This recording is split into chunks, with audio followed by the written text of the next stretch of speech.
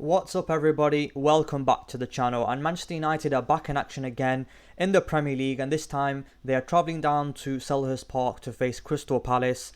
And Crystal Palace manager Glasner was appointed in February 2024, a couple months ago, about 6 months ago, signing a contract until the end of the 25-26 season. And on May the 6th last season, he actually did in fact lead Crystal Palace to a 4-0 win over Manchester United at Selhurst Park to complete their first ever Premier League double over the club in what was a very embarrassing day for Manchester United. They did not play particularly well, and they got hammered 4-0. And obviously that is living in the minds of many Premier League, many fans of Manchester United still to this day, because the writing was on the wall with Erik Ten Hag, and many fans were kind of questioning him, saying that he should be sacked. And we were thinking that we're going to get absolutely skinned in the FA Cup final against Manchester City. So in terms of some stats, Crystal Palace did in fact, like I said, do the double over Manchester United in the Premier League last season, the first time they've ever beaten them in consecutive matches.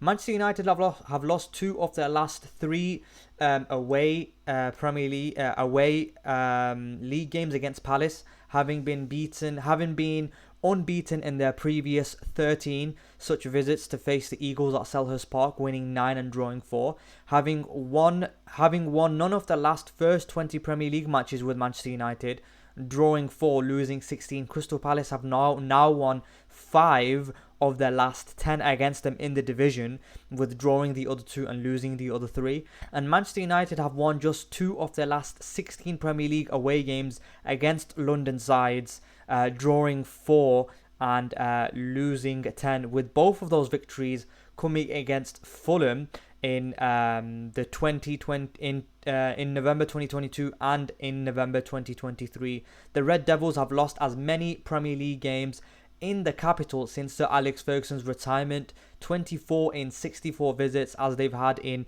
118 such matches with the Scotsman. And Crystal Palace remain winless in the Premier League so far this season, having won 6 of their final 7 league games last season. So there's some interesting stats for you. In terms of Crystal Palace recently, they are recently coming away with a midweek win against QPR in the EFL Cup. But in the league, they have recently come away with 2 consecutive draws against Leicester City and before that Chelsea, where they drew 1-1 at Stamford Bridge. Currently, Crystal Palace sit 16th in the Premier League with 2 points, like I mentioned before, losing the first 2 games and drawing the next 2. In terms of team news for Crystal Palace, Glasner did make 3 changes to his side for Tuesday's 2-1 Carabao Cup victory at Queen's Park Rangers, with Eze scoring the winner against his former club. Summer signing Nketiah also registered his maiden Eagles goal in West London, but fellow new arrival Chalobah is still awaiting a debut after picking up a muscle injury. And in terms of other injuries for Crystal Palace, like I said, you've got Chalobah who's out, Chadi Riyad, Doucouré and Franca. So in terms of how Crystal Palace set up, usually they like to set up in a 3-4-2-1 formation, and that's how they're setting up under Glasner. So I think numbers in midfield are important, but if there are only 2 central midfielders there in the centre of the park, you can't outnumber them if the number 10 or the striker decides to drop in and create an overload in the centre of the pitch, because you've got Wharton and Doucouré coming up against, let's say, if you're starting with Mainu, Ugarte, and if Bruno decides to drop in, you've got a 3v2 in midfield, so that can work in Manchester United's favour. In terms of Crystal Palace, they reduce opposition pass per defensive action to just 12.4, just behind Manchester City, and PPDA is the number of opposition passes allowed outside of the pressing team's own defensive third, divided by the number of defensive actions by the pressing team outside of their own defensive third. PPDA is a useful metric how active or passive a defense is when the opposition have the ball. Some teams are quite happy to let you have the ball, and others want to press the defensive line. And I think Palace want to kind of get after the ball and press press all over the pitch. And kind of this leaves gaps all over the pitch for the opposition to exploit, and Man United could kind of take advantage of that. They also like to play on the counter and through central areas as well. So Wharton, actually the Crystal Palace central midfielder, is in the top 90 percentile in tackles per 90. So he does like a good tackle, and we're going to have to keep him quiet when Man United have the ball, because he could be winning the ball back for Crystal Palace and then unleashing Nketiah and Eze on the counter against Manchester United. Like I said, Eze and Nketiah in the number 10 positions, just behind the striker Mateta. They like to kind of create overloads, and they've got the technical brilliance to actually hurt you in the final third. So they're ones to be looking out for. In terms of previously under Crystal Palace, you must remember under Roy Hodgson, they played a much deeper defensive style, and it's quite different to what we see right now. In terms of Palace's 11, I'm predicting the same 11 that started against Leicester City. You've got Dean Henderson in net, Klein, Gay and Lacroix as centre-backs, Munoz at the right wing-back position, Wharton and Doucouré in central midfield. Then you've got Mitchell at the left wing-back, Nketiah and Eze as number 10s behind the striker Mateta. So in terms of an interesting stat as well, Mateta actually has 19 goals in his last 20 games. And that is a very good stat, and Mateta is one to be looking out for. We have to keep him quiet. He scored against Leicester City last weekend twice, and he did score against Manchester United in that 4-0 win, if I remember correctly as well. In terms of the opposition star man, I'm going to have to go for Eze. Eze has, unfortunately for him, he has only picked up one goal, and that was against Chelsea in that 1-1 draw at Stamford Bridge. And, you know, I think he's quite unlucky to be only having one goal so far. Yeah, I think he definitely deserves, he's definitely unlucky not to be having a couple more assists to his name in the 4 Premier League games that he has started, and he's played 90 minutes in all of them. Eze is actually, in fact, in my fantasy Premier League team as well. He's got he's in 25% of squads, teams selected by 25% for fantasy Premier League. So yeah, we're gonna have to keep an eye out for him. He is a star man. He's the danger man. He can grab on a goal. A goal or an assist can come out of nowhere. He's one of the best dribblers in the league, and he's unlucky also to have a free kick disallowed against him as well. So yeah, in terms of Manchester United's team news, Shaw, Malacia, Euro and Lindelof are still out, even though Malacia and Lindelof were pictured on Friday on the grass at Carrington. I don't think they're going to be playing any part in this match against Crystal Palace. However, Mount and Højlund are back in training, but they are not match fit, and I don't expect them to be playing any part in this game against Crystal Palace either. So I think they're out as well. So in terms of my starting 11 for Manchester United, this is it. I've gone for, of course, pretty much the same starting 11 except that started against Southampton last week, except for I've got Ugarte coming in for Eriksen.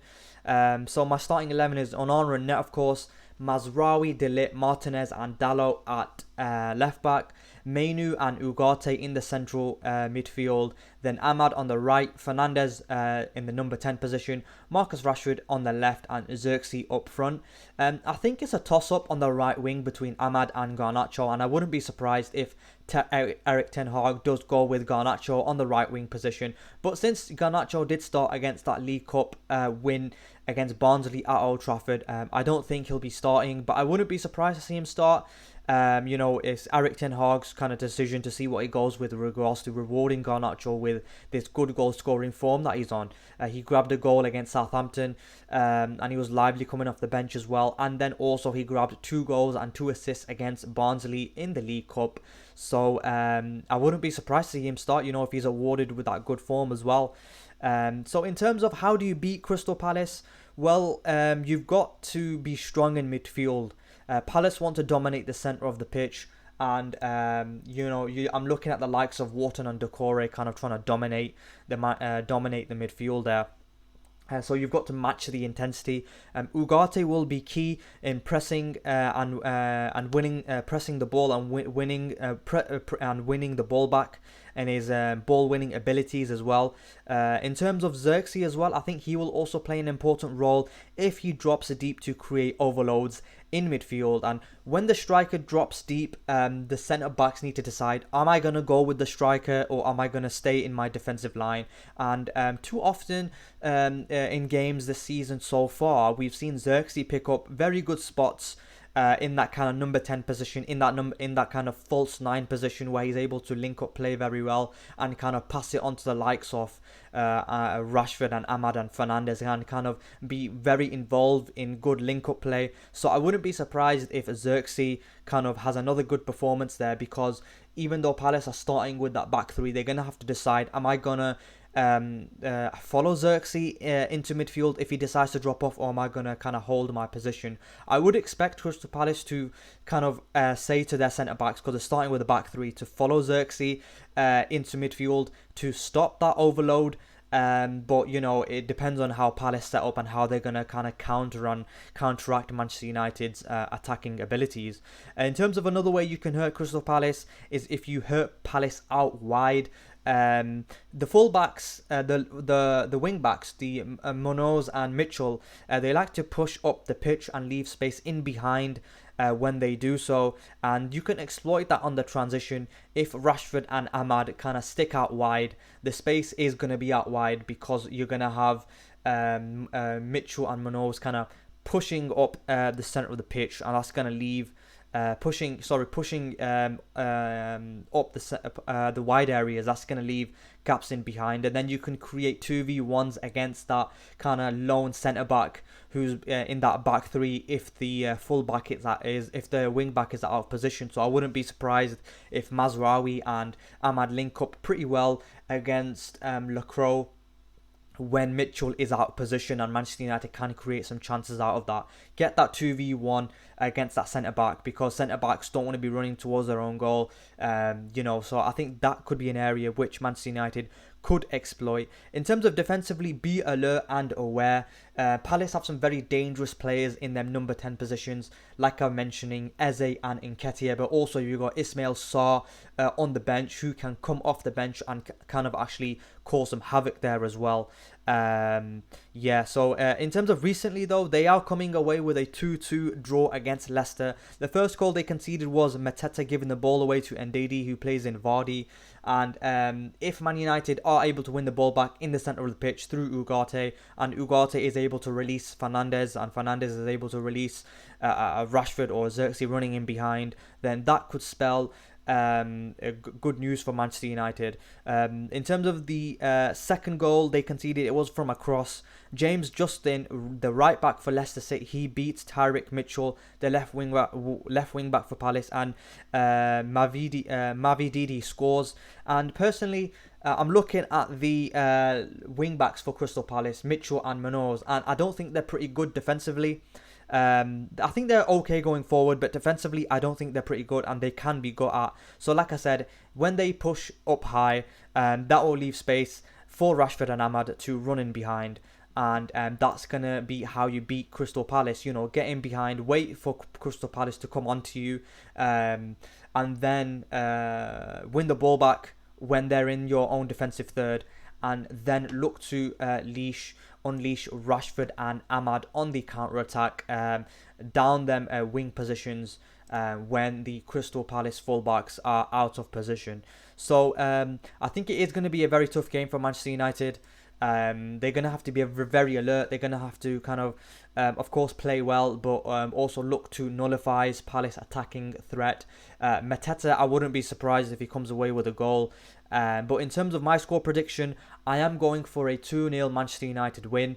I think we definitely need to keep up this momentum. If we come away with a draw or we come away with a loss, it's going to be very disappointing that we can't kind of string together a good set of results, you know, to kind of push on and see where we are at in terms of progression. You know, this is Erik ten Hag's third season in charge, and we need to be kind of beating teams like Crystal Palace and not getting hammered by them 4-0 like we were last season. So in terms of my score prediction, I am going for a 2-0 Manchester United win, and I'm going for Ahmad and Mazraoui to actually score.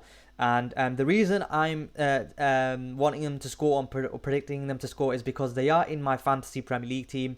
I did make a couple of substitutions, and I bought in Ahmad and Mazraoui for I think it's Adama Traore and William Saliba for Arsenal, because Arsenal are playing Manchester City, and I don't think Arsenal are going to be keeping a clean sheet at the Etihad. So hopefully Ahmad and Mazraoui do score, or Mazraoui gets an assist, and he gets a clean sheet, more points, and hopefully Man United come away with the win and grab all 3 points.